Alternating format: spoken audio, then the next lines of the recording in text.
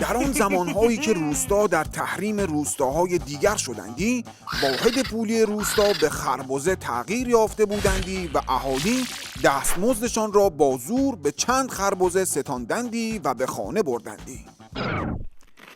کت خدا آقا، خزانه خربزه من خالی شده و چیز زیادی به ته دیگش نمانده است. چرا زودتر خبر ندادی؟ فرفر برخیز و برو با تدبیر و امیدت خزانه را دوباره پر کن. ای ساکن خانه بیرون آی.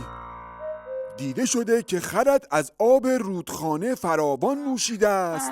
به حکم کت خدا یک خربزه بابت پول آب خرت بده.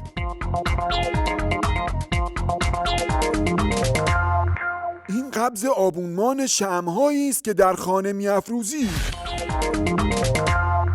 سال گذشته و امسال مالیات نداده ای.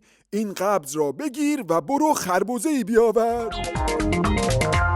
خب خری که نداری، شمعی هم که نیفروختی، به قیافت هم نمیخوره موبایل داشته باشندی، ولی به نظرم زیاد نفس میکشی. این قبض نفس کشیدنت که میشود 3 خربزه.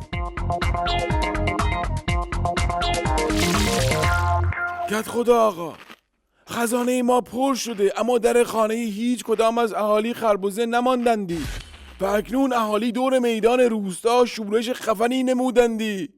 همه‌اش تقصیر این تحریم هاست. فرفر برخیز و برو با تدبیر و امیدت ماستمالی کن.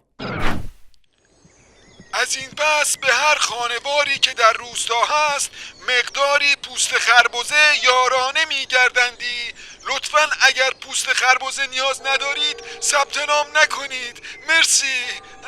و این گونه بودندی که اقتصاد مقاومتی در روستا فرو رفتندی و کت خدا آقا یه گازم بده من بزنم.